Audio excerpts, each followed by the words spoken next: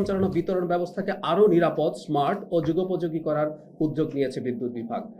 এখানে working paper তৈরি হচ্ছে এবং কিভাবে করা হবে সেটা নিয়ে কাজ চলছে। আপনারা নিশ্চয়ই ভালোভাবে জানেন যে বাংলাদেশের একটা বড় সংকটের জায়গা হচ্ছে বিতরণ ব্যবস্থা। আগে এটা হয়েছে, বিতরণ ব্যবস্থা তৈরি হয়ে গেলে সেটার সাথে হয়তো কারো স্বার্থ থাকে, কিন্তু কন্টিনিউ করা যায় না, এই জন্য বিতরণ ব্যবস্থাকে অবহেলা করা হয়েছে। এই যে আমরা প্রায় অনেক সময় বিদ্যুৎ থাকে না, আমরা কমনলি বলে ফেলি লোডশেডিং, সবসময় কিন্তু এটা লোডশেডিং। লোডশেডিং হচ্ছে সেটা যে এখানে আমাদের উৎপাদন ঘাটতি থাকে, তাই আমি ঠিক মতো দিতে পারছি না। আরেকটা ঘটনা ঘটে আমাদের দেশে অনেক, সেটা হচ্ছে বিতরণ ব্যবস্থার দুর্বলতার কারণে, কোনো বিতরণ ব্যবস্থার সংকটের কারণে বিদ্যুৎ সরবরাহ দেওয়া যাচ্ছে না, তখনও আমাদের বিদ্যুৎ থাকে না। এই সংকটটাও আছে। সুতরাং এই কাজটা সরকার কাজ করার দিকে এগিয়ে নিয়েছে। ভোক্তা পর্যায়ে 12 কেজি এলপিজির মূল্য 1940 টাকা থেকে কমিয়ে 1885 টাকা করা হয়েছে। আর বৃদ্ধির কথা তো আমরা একটা স্পেশাল ব্রিফিংয়ে জানিয়েছি। ডিজেলের মূল্য বৃদ্ধি করা হয়নি, যেটা সাধারণ মানুষের জীবনকে সবচেয়ে বেশি এফেক্ট করে। আর অন্যগুলো বাড়ানো যেটা হয়েছে খুবই নমিনাল, 5 টাকা। এটা এখনো বৈশ্বিক বাজারের তুলনায় বাংলাদেশে আমরা যদি বলি কম আছে। সিকিউরিটিজ অ্যান্ড এক্সচেঞ্জ কমিশনের চেয়ারম্যান ও 3 কমিশনার নিয়োগ করা হয়েছে। আমরা আশা করি এর মাধ্যমে শেয়ার বাজারের সুস্থ ধারা ফিরে আসবে এবং শেয়ার বাজার চাঙ্গা হয়ে উঠবে। এমনিতে একটা গণতান্ত্রিক সরকার যখন ক্ষমতায় আসে, দায়িত্বে আসে, তখন মানুষের আস্থা থাকে সেই সরকারের ওপরে। এবং মানে বিএনপি সরকার যখনই দায়িত্বে ছিল, কখনো শেয়ার বাজারের যে মারাত্মক ম্যানিপুলেশনগুলো হয়েছে আওয়ামী সরকারের সময়, মানে তাদের সাথে এক ধরনের সিনোনিমাস ছিল এটা। 96-তে যখন এসছে তখন হয়েছে, 2009 যখন ক্ষমতায় এসছে তখনও হয়েছে। সেই প্রবণতা এই সরকারের অতীতে কখনো ছিল না, কিন্তু এই যে হারানো যে আস্থা, সেটা ফিরিয়ে আনবেন, আমরা সেই আশা করতেই পারি। অর্থ মন্ত্রণালয় অর্থনৈতিক সম্পর্ক বিভাগ এবং এশিয়া উন্নয়ন ব্যাংকের মধ্যে দ্বিপাক্ষিক চুক্তি স্বাক্ষর করেছে। এই চুক্তির আওতায় অর্থনৈতিক ব্যবস্থাপনা, সামাজিক সুরক্ষা এবং অবকাঠামোগত উন্নয়নের লক্ষ্যে 4টি বড় প্রকল্পে $1.4 বিলিয়ন অর্থায়ন ও সহযোগিতা নিশ্চিত করা হবে। শিক্ষা মন্ত্রণালয় 7 জুন মাননীয় প্রধানমন্ত্রী উদ্বোধন করেন জাতীয় বিশ্ববিদ্যালয় inclusion of skill based education in national university curriculum. খেয়াল করবেন, আমরা এই আলাপটা দীর্ঘদিন থেকে করেছি, যখন এই সরকার দায়িত্ব আসেনি, আগের রেজিমের সময়ও। সেটা হচ্ছে বাংলাদেশের শিক্ষার একটা মৌলিক সংকট হয়েছে, এটার মানের পতন হয়েছে একদিকে, অপরদিকে এমনভাবে শিক্ষা ব্যবস্থাটাকে করা হয়েছে যেটা আসলে দক্ষতা তৈরি করছিল না, মানুষকে দক্ষ হিসেবে তৈরি করেনি। তার ফল যেটা হয়েছে, প্রচুর বেকার মানুষ উৎপাদন করেছি আমরা। আমাদের সরকার দায়িত্বে আসার আগে যখন ম্যানিফেস্টো দিয়েছে, আপনারা যদি এটা পড়েন দেখবেন দক্ষতা উন্নয়নকে, সেটা বিভিন্ন লেভেলে, পড়াশোনার যিনি করছেন তার দক্ষতা, যিনি পড়াশোনা কম করেছেন বা করছেন না তার দক্ষতা, এটাকেই ফোকাস করা হয়েছে।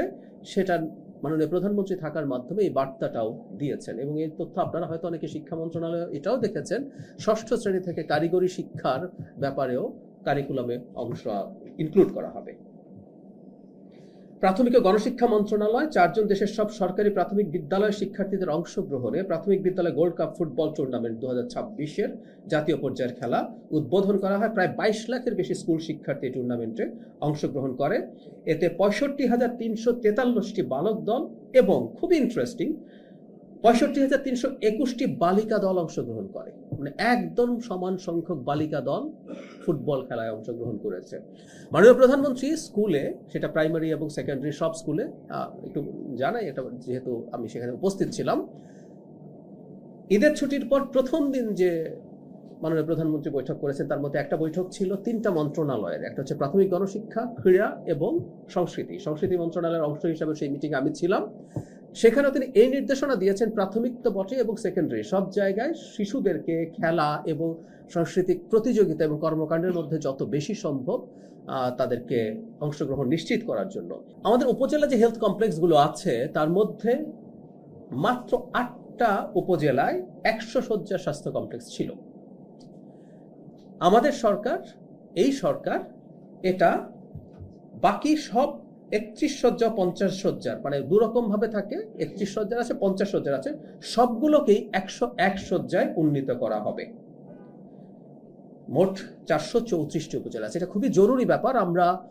আমি বিদ্যুৎ জ্বালানির ব্রিফিং এর দিন বলেছিলাম, হেলথ ইজ এ প্রবলেম আমাদের দেশের মানুষের জন্য, সিরিয়াস প্রবলেম। আমি নিজে ডাক্তার হবার কারণে, এবং আমি বাংলাদেশের সবচেয়ে বড় হসপিটালটায় পড়াশোনা করেছি, ইন্টার্নশিপের সময় কাজ করেছি, ঢাকা মেডিকেল কলেজে।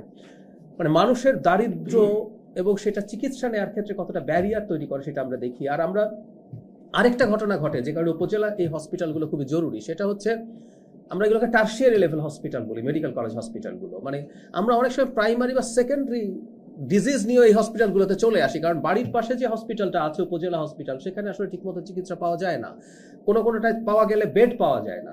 সুতরাং আমরা যদি ওই জায়গায় মনোযোগটা দিতে পারি, ঢাকামুখী যে মানুষের স্রোত সেটা কমানো যাবে, মানুষ সহজে কম খরচে চিকিৎসা পাবে।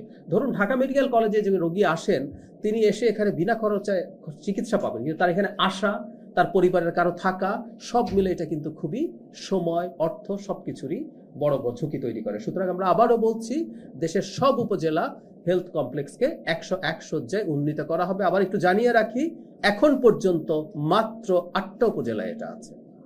ডেঙ্গু রোগজনিত পরিস্থিতির কথা চিন্তা করে ডেঙ্গুর ক্লিনিক্যাল ম্যানেজমেন্ট জাতীয় প্রশিক্ষণ কার্যক্রমের উদ্বোধন করা হয়েছে। আপনারা জানেন এই বর্ষার সময়ে ডেঙ্গুর প্রবণতা বাড়ে এবং গত কয়েক বছরে বাংলাদেশের ডেঙ্গুর প্রবণতা বৃদ্ধির একটা লক্ষণ দেখা গিয়েছিল। ডেঙ্গু আগে যতটা ডেডলি ছিল, ফেটাল ছিল, না থাকলেও এখনো মৃত্যুর খবর পাওয়া যায়। আমরা খুবই চেষ্টা করব এই জিনিসটাকে যতটা সম্ভব ঠেকিয়ে রাখা যায় সেটা, কারণ ঠিকঠাক মতো ডায়াগনোজ করা গেলে এবং প্রাথমিকভাবে চিকিৎসা নিশ্চিত করা গেলে মৃত্যু ঠেকানো সম্ভব। রামিসা হত্যা মামলার বিচার দেশের ইতিহাসে নজিরবিহীন দ্রুততায় সম্পন্ন হয়েছে। মাত্র 6 কার্য দিবসের মধ্যে বিচারিক প্রক্রিয়া শেষ করে রায় ঘোষণা সম্ভব হয়েছে, যা বাংলাদেশের বিচার ব্যবস্থার একটি গুরুত্বপূর্ণ মাইল ফলক। ঘটনাটা ঘটেছিল 19 মে।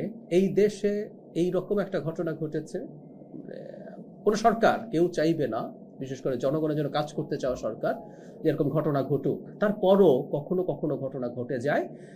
যেটা ইম্পর্টেন্ট সেটা হচ্ছে ডেটারেন্ট। আমরা যদি সেগুলোকে ঠিকঠাক মতো আইনের আওতায় আনতে পারি, সেগুলোর বিচার সম্পন্ন করতে পারি, তাহলে এটা একটা নজির তৈরি করে, যেটা অন্য অপরাধীদেরকে একই ধরনের অপরাধ থেকে নিবৃত্ত করতে পারে।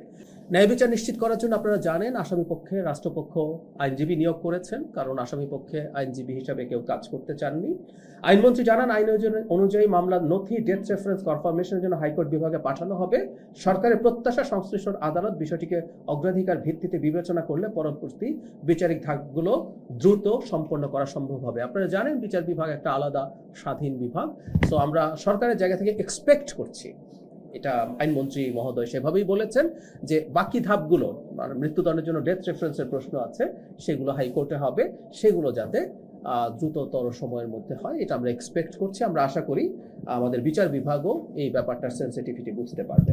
স্থানীয় সরকার পল্লী উন্নয়ন সমবায় মন্ত্রণালয়, আপনারা জানেন কোরবানির পরে একটা বড় কাজ থাকে, বিভিন্ন জায়গায় যে পশু কোরবানির বর্জ্য থাকে, খুব দ্রুততম সময়ের মধ্যে সেটা হয়েছে। ঢাকা থেকে 51,000 টনের বেশি কোরবানির পশুর বর্জ্য অপসারণ করা হয়েছে। এবং আপনারা জানেন মাননীয় প্রধানমন্ত্রী নিজে এটা মনিটর করতে গিয়েছিলেন এবং কিছু কিছু সমস্যা পাওয়ার কারণে 2 কর্মকর্তাকে, দক্ষিণ সিটি উত্তর ও দক্ষিণের 2 কর্মকর্তার বিরুদ্ধে ব্যবস্থাও নেওয়া হয়েছে। খুলনা সিটি কর্পোরেশনের প্রশাসক নজরুল ইসলাম মঞ্জু বলেছেন আগামী নভেম্বর-ডিসেম্বরের মধ্যে বর্জ্য রিসাইক্লিং প্ল্যান্ট পূর্ণাঙ্গভাবে চালু করা যাবে।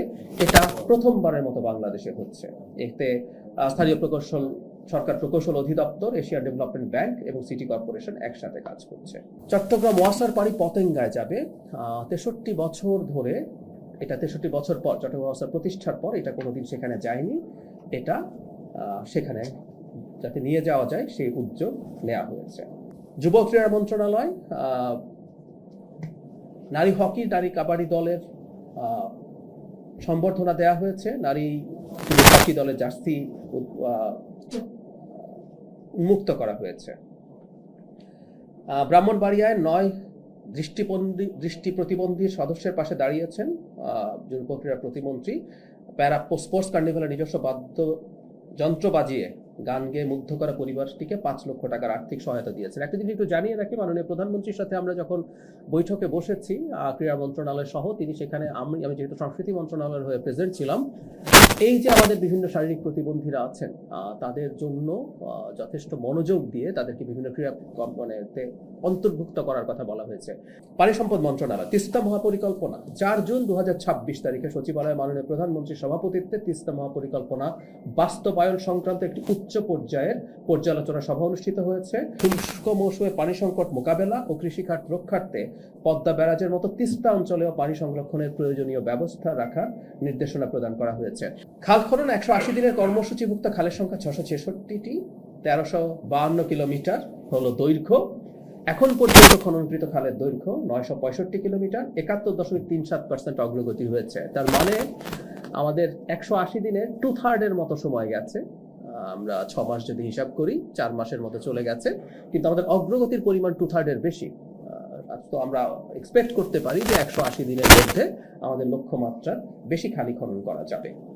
আবার একটু স্মরণ করিয়ে দেই, পদ্মা ব্যারাজ একনেকে অনুমোদিত হয়েছে 34,497 কোটি টাকা ব্যয়ে।